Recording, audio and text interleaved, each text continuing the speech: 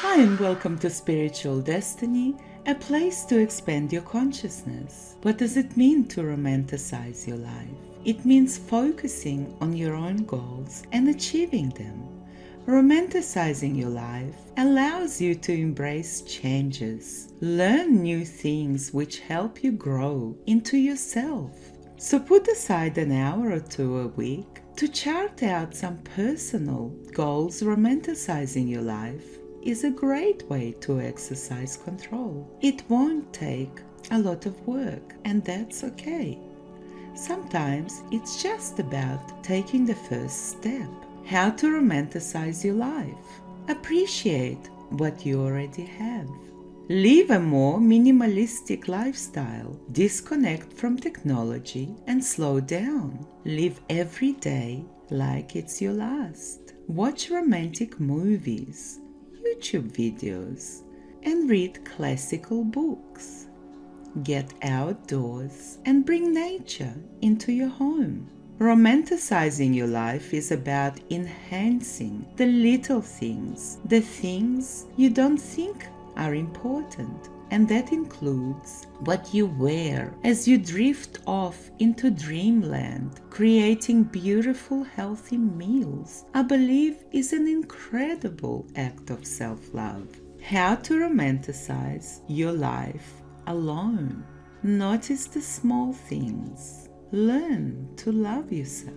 Don't be afraid to do things alone. Dance like nobody is watching. Take yourself on a date. Incorporate your favorite things every day. It's okay to take calculated risks. Be grateful. Gratitude is what life is all about.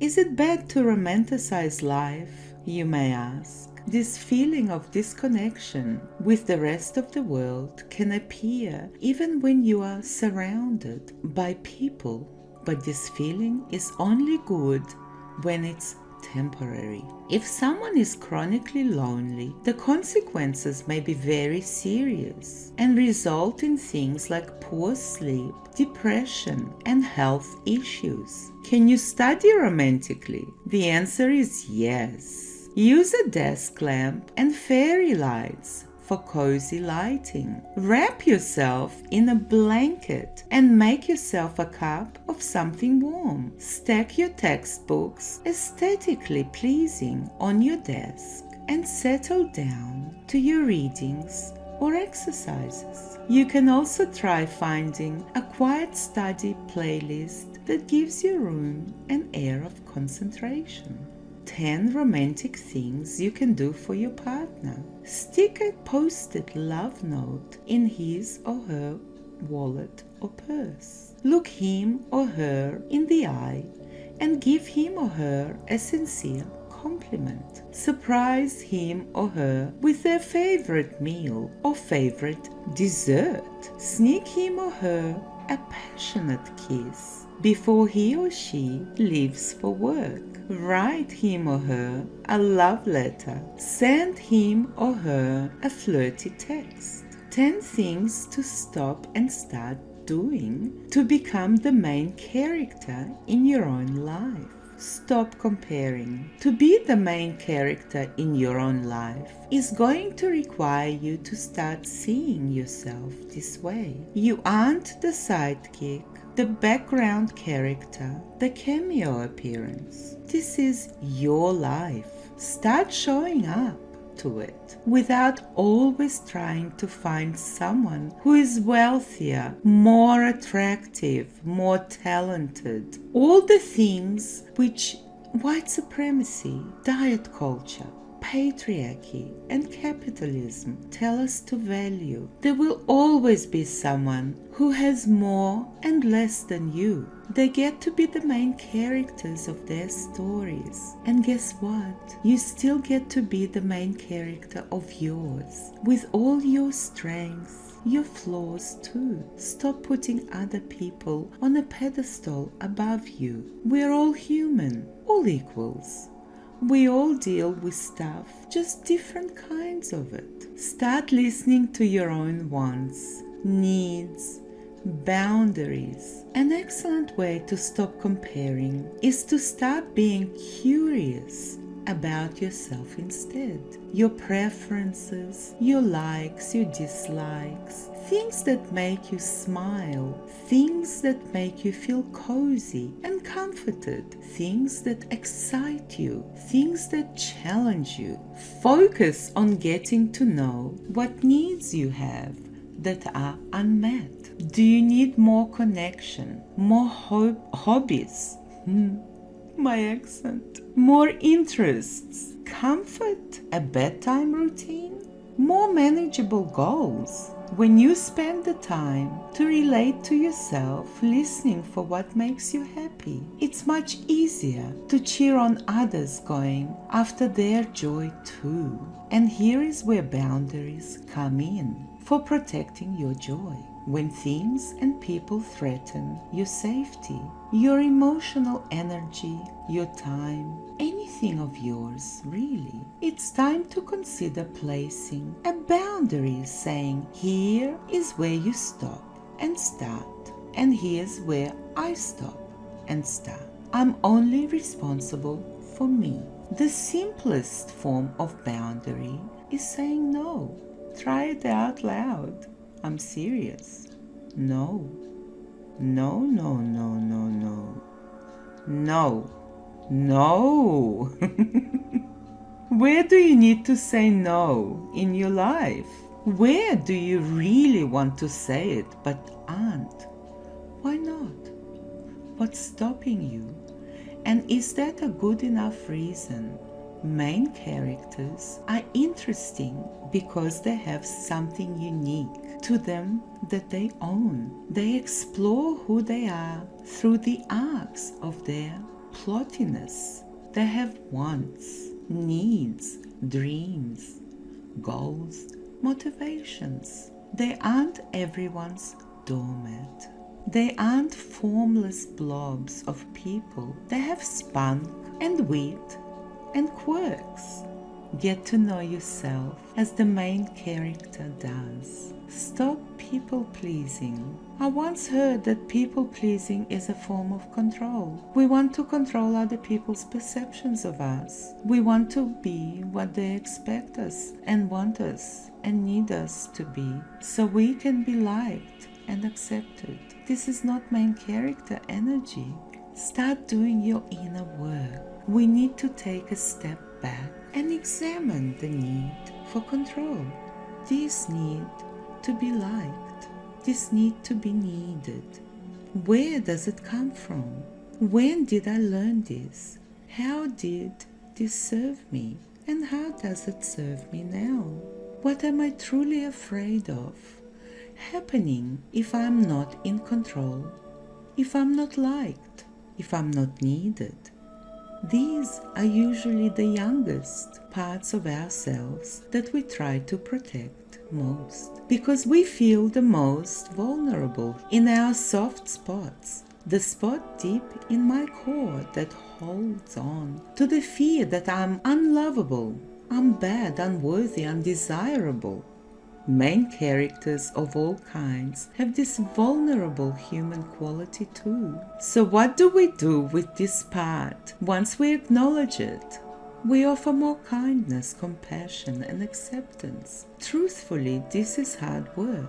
Being honest enough with ourselves, the part we hide the most, shame, the most fear, the most pain, is not easy. Remember, you do not have to do this work alone. These are typical conversations that come up in therapy and can be supportive if you find value in working through things like this. Stop criticizing and judging. Criticizing and judging others often means you turn that on yourself 100 times over. Some of my clients believe that criticizing themselves or judging themselves, then they can't learn or grow. Some think that if they preempt others and point out their own flaws first, then no one can hurt them or embarrass them or shame them first. Sometimes we learn from our role models what it's like to pore over your every blemish and flaw, your every mistake, and not let up. Main characters do not criticize themselves into a black hole. They learn what they need to learn, trust themselves to make the change, and move forward with their newfound learning and confidence. Cut back on the amount you're cutting yourself and others down. Start offering kindness and compassion. You have probably heard it a few times by now across various platforms. Be kind to yourself.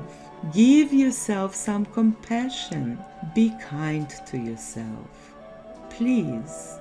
What we know of main characters, they get into some kind of conflict. They have some sort of a excuse my dog in the background scratching. They get into some kind of a conflict. They have some sort of trial. They work through it internally or otherwise to complete their story arc and learn the lesson, mend the relationship, meet the goal, accomplish the mission. See the bigger story at play. You're a moment of trial, conflict, pain. You do not need to add more. You do not need to motivate yourself with shame, judgment, and criticism. So what does kindness and compassion actually look like? Say some of these out loud and see if any of them feel good to you. Wow, I'm dealing with a lot. This is really hard. This sucks. It makes sense that I feel this way because fill in the blanks. I need comfort right now.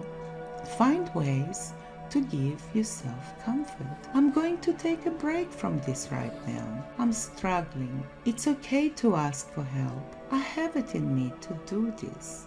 Speak to yourself using a pet name like honey, darling, love, or sugar. It's unusually challenging to be mean to yourself when using a term of endearment while talking to yourself or to your body.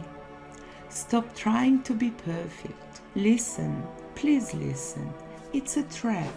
It really is. As a perfectionist in the past, I feel especially strongly about addressing the white supremacy and societal expectations of perfection that permeates everything we hear, from buy this, wear that, do this in order to be perfect, liked, desirable, successful, loved and accepted, and so much more. The truth is that we do not need to be perfect, to be all these things and more. The truth is that nobody is perfect. We can't be perfect. It's not in our nature. It's not in our DNA. All we can be is human. All we can be is ourselves. The sooner we learn this, the freer we are to actually come to understand and pursue the things that are of value to us and connect us to each other. Besides, a perfect main character is so boring because they have nothing that makes them interesting or remotely human. Start being vulnerable. Humans find connection through vulnerability. It's really hard to be vulnerable when you're trying to be perfect. In fact, vulnerability makes for a great antidote to perfectionism. This needs to say you do not need to be vulnerable all the time, nor should you be vulnerable with everyone. Once you discern that it's the appropriate time and place to take some light risks, then please do share more of yourself. Talk about something that's difficult for you. Ask for help, and then pay attention to the response you get from that person. How do they respond? Do you feel more connected to this person? Do they feel more connected to you? Did they respond by sharing something too, with support or with judgment? then decide from there whether the risk of more vulnerability is called for or not. In that moment, vulnerability is hard, it's messy. It can also be deeply rewarding and freeing. When we let people see us as the whole person we are, we learn to accept those hard parts of ourselves too. The best main characters know how to find meaningful connections by being vulnerable and when to hold good boundaries and not to be vulnerable. Stop trying to be normal. Normal is a social construct. It's established by those in power of what good standard of human or the good life looks like. In reality, the diversity and differences within our species is too vast to come up with such a model of average, normal. I encourage you to truly examine your assumptions and definitions around a normal person, or life, or experience. Maybe you wish you weren't neurodiverse, that you didn't have to struggle with mental health issues, or you didn't have to struggle with life at all. Not everybody has mental health issues. That your relationships weren't broken, that you weren't living paycheck to paycheck. These are not small things to wrestle with. This is what it means to be human, to be alive, to be messy, to experience suffering, to live in a system that does not serve, value, or treat everyone equally. This issue is not you, it's the idea that there is a normal, that you do not live up to it. With any perceived deviation from the norm, or what we are sold as the norm, comes grief, the sadness and anger over loss of expectation, that it should be different, I should be different. When we get stuck here, there is not much we can do but rail against ourselves and a system not made for us. A true main character journeys through this grief, anger, denial to hopefully find meaning and acceptance. Start accepting who you are. Take stock of yourself. Honestly, truly, what are your growth areas? Your strengths, your interests, your talents, hopes, dreams, flaws, issues, the things that make you you or make you human. Then own your stuff. Own it all the socially acceptable good parts along with bad and the ugly. You are not perfect. You may not be normal. But finally, you can arrive at just being. If you try to fight reality, you will always lose. You're human, you are you. Find your way to this acceptance as often as you can, for it's not a destination. Some things we arrive at once and done. It's a journey. Mixed with all the ramifications of grief, loss, denial, anger, anxiety. Own that this is your journey and do with it what you can with what you've got. And remember, you are unique, but you are not alone. This is what it means to be alive, to be the main character of your own story, a story you own. If you liked this video, please make sure to subscribe, give it a thumbs up, and comment below on your personal experience based on this beautiful subject. Also, don't forget to join me on Instagram as well as TikTok for regular updates. And if you like stories, commentary, and cruelty-free makeup, then please subscribe to my other channel called Miriam Rose. With absolute gratitude, till next time, bye for now.